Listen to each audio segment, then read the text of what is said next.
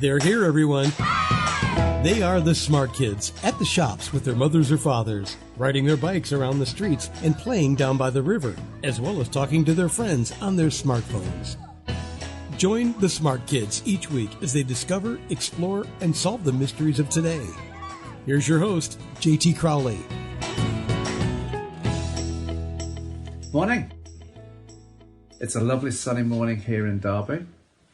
Last week I took you to Finland, and that was the story of Zoran and his friends Jak, Noel and Anuka.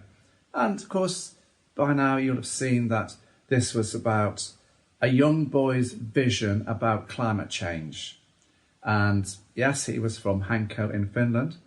And I said at the end of that podcast that next week I'm going to take you to Denmark. Oh, and I said, let's see how this story goes. Well, I have brought you to Denmark, but I've also taken you to Greenland. Why? Well, this is the story of Gyda. She's my little Danish girl, but she's a Danish girl with a twist. And you see, kids, guys, Greenland is an autonomous territory under the Danish kingdom. So she's very much associated, that country is, with Denmark. This is why this story, when I run through why I've done it, you'll see that it's two countries, but under one kingdom. So this is Gyda. It's a story of guilt. It's a story of deceit and abandonment. She's 10 years old. And the story starts with her 10th birthday. Now, she has been abandoned, and there is a reason for it, but I'm not going to disclose that. Not yet. And so she was abandoned on the church steps in Nuuk. Now, Nuuk is the capital of Greenland. Why did I put her there to start with? So the story starts in Greenland, but it ends in Denmark. Fascinating, eh? And there's an unsigned letter that was attached to her blanket when she was left on the steps outside the church in Nuuk, Greenland. And every year she gets a birthday card. The birthday card just says happy birthday. It's never signed. And it's always put on the step. But this year, this story is about her 10th birthday. The card wasn't put on the step. It was posted. Posted from Denmark. Let's have a little look to see what this story is about, because there's a message. Does Gyda go with this or not? Let's have a look. So, for this story, let's go back to the lessons. Right. So, lesson 1, I introduce you to the main character. So, she's Gyda. She's 10 years old. She's got loose blonde, wavy hair. She's got a pet dog called Coon. She's got a mother and a father, her adopted parents. She's got 2 younger brothers. And she has 2 friends. Her friends are Tipu and Kulatak. So let's have a look at the characters. Gyda is the main character. Tipu and Kulatak are the main sub-characters. Her parents and their brothers and anybody else who's associated with the storyline are part of the floating characters in and out. With the plot, I always said, I've split my number. In the first section I did of the plot was the scene, setting the scene, whereabouts in the world. Well, it's set in 2 locations. It's set in Nuuk in Greenland. Nuuk is Greenland's capital. That's where the story starts. But it ends in Copenhagen in Denmark. The scene is set in autumn, so that's why she's still got a t-shirt on, because even in Nuuk, that time of the year in autumn, it's 10, 11 degrees. So you can still wear a t-shirt and shorts.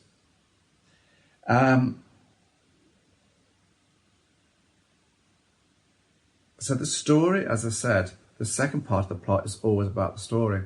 And the story, as I've said to you already, is about guilt, deceit, abandonment.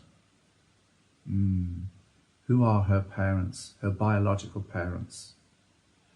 Is her life about to change? From her life in Nuuk in Greenland to a new life, maybe, in Copenhagen, Denmark. Shall I read a little bit of the story? But I'm not going to give much away. I'm just going to give you a teaser here. As I said, the twists, the turns, those are the things that keep the readers turning those pages, kids. And that's what you need to do with all your stories. Let's have a look, shall we? So this is Gyda, my Danish girl. It was an unusually warm autumnal day in Nuuk, Greenland's capital.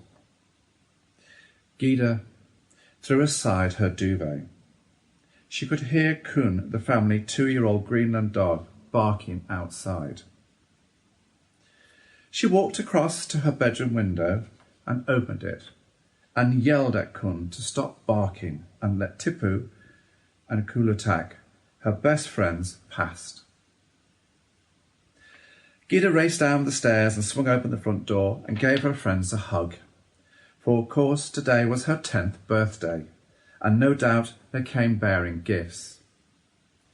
Gyda quickly ushered her friends inside, where her 2 younger brothers were bouncing up and down in excitement around the kitchen table. It might not be their birthday, but that didn't matter. For them, they just knew that this was going to be a party with lots of family and friends calling round throughout the day. Gyda shut the door, but before she did, she looked at Sirmintiask, the huge snow-capped mountain that dominated the skyline. She'd remind her father, who was a doctor at the local Queen Ingrid's hospital, of his promise to teach her to climb and take her to the summit. In the distance, Gyda could hear the last of the humpback whales singing to each other as they made their way down the fjords, heading for the open seas on their next migratory journey, no doubt to somewhere like South Africa. Kulutak gave Gyda a little peck on the cheek as he handed over his present. Gyda blushed as she opened it. Tipu and her mother just smiled. No words were required. As for her annoying brothers who were giggling away on the sofa, well, she'll deal with them later. A further knock at the door indicated more friends were arriving. Gyda went to open the door. Instead of friends, it was the local post lady, and in her hand was an envelope with Danish postmarkings. Gyda knew what was most likely to be inside the envelope, for on this day, every year without fail, she would get a card wishing her happy birthday. The card wouldn't be signed, but it would contain a large amount of cash in the form of Danish Kroner. Nobody knew who the mystery sender was. All that they suspected was that this unknown person was linked to her past.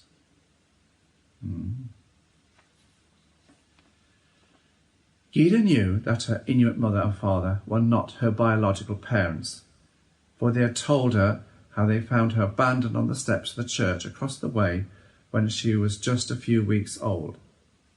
They told her of the mystery person draped in an expensive designer hooded cape that observed them from a distance, picking her up and bringing her home, before turning round and vanishing into the background. Every year, the card would be left on the doorstep, and every year Gyda would pick it up and look around to see who'd left it. Some years she'd see someone hovering around in the distance. Other years she didn't. But she felt their presence. Something was eerily different about this card. For one, it had been posted from Copenhagen in Denmark. And when Gyda looked around, she neither saw a secret person lurking in the background, nor did she get a sense that this mystical person was close by.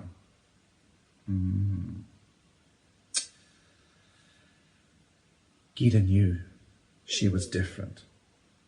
She knew her name was Danish.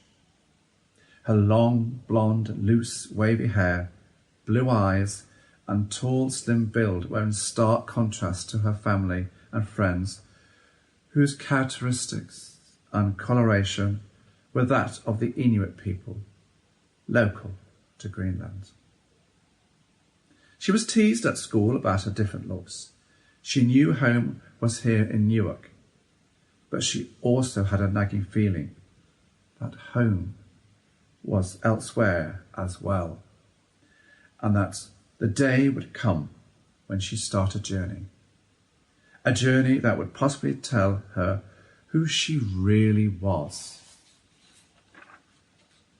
Her parents had tried over the years to discover who she was, but all attempts failed. For some reason, an unsurmountable wall greeted them at every turn, as if it was trying to tell them to let the past lie. So was this the day? Looking at her friends, Tipu and Kulatak, who knew just as much as she did about her past, she tore open the envelope. She could feel her mother's eyes staring over her. Gyda read the usual happy birthday message, but then her eyes slipped down to the floor. For as she opened the card, a small piece of paper fluttered to the ground. Gyda bent down and picked up the note, for there was a tight message on it. It read, "The old king is dead. A new king sits on the Danish throne. A small ray of light is at the end of the tunnel for us all." Gyda was puzzled. She showed the message to Tipu, Kulatak and her parents. As her parents read the message, Gyda noticed at the bottom of the card there was a stamped in red ink was another message. But this message was a geocache reference point with a date and a time.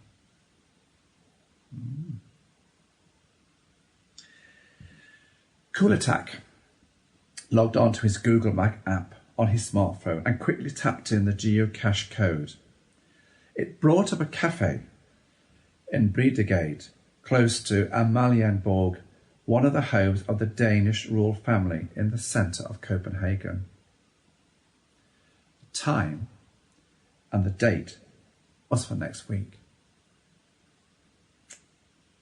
Gyda recalled the unsigned letter that was tucked under her blanket when she was left on the steps of the church across the way. Her mother had given it to her for keepsake. Apart from giving her name and date of birth, it also mentioned an explanation and being reunited at some point in the future. Was this that time? And was she finally going to get an explanation as to why she was abandoned? Was this her natural parents reaching out to her? If so, who were they? Gyda looked at her mother and father. There was no need for words. They all knew what was at stake. But did she want to find out? What if she didn't match up to their expectations, or they hers? There were so many emotions racing through her head at that precise moment. She needed to go for a walk and figure out her next move. The walk brought her to the small beach that lay in front of Nuuk's tourist office and museums. She sat on one of the boulders looking out to sea. She could see some sperm and beluga whales in the distance as they surfaced for air. The fishermen on her left were busy enough not to notice her as they prepared the boats for the next trip out to sea. She knew most of them. She thought about going over to say hello, but then changed her mind when she saw Tippo and Kulatak approaching. A gentle wind ruffled the sea's surface. She wished she had put her jumper on over her t-shirt, for there was a slight nip in the air, hinting that the long winter months were only weeks away. Tippo sat beside Gyda. She was the pragmatic one out of the three of them. For what it's worth, I think you've got nothing to lose by going. Gyda looked Tippo in the face. But what if I don't like what I see? Tippo shrugged her shoulders. But you won't know that until you go. And on the other hand, interjected Kulatak, you might like what you see, and a whole new world could open up for you with plenty of opportunities, far more than what here has to offer. I'd go even just for the adventure. We're all aged 10, and none of us have left these shores to explore the world beyond. We'd come with you, smiled Tippo. That is, of course, you wanted us to, and our parents agreed. Count me in on that, chimed Kulatak. As they sat there talking, an Air Greenland plane swooped low above their heads as it came into land at the airport close by. Kulatak looked up before turning to Gyda and Tippo. At least we'd get to fly for the first time. Think about that. Wouldn't that be so cool? Just imagine being up there at 35,000 feet looking down on whatever was below. Gyda inwardly thought to herself, Kulatak had a point here. It would be cool to fly for the first time and see another part of the world. As she continued to think about what Kulatak had said, her phone pinged. It was a message from her mother. Your father and I think you should see this through, for if you don't, you'll always think, what if?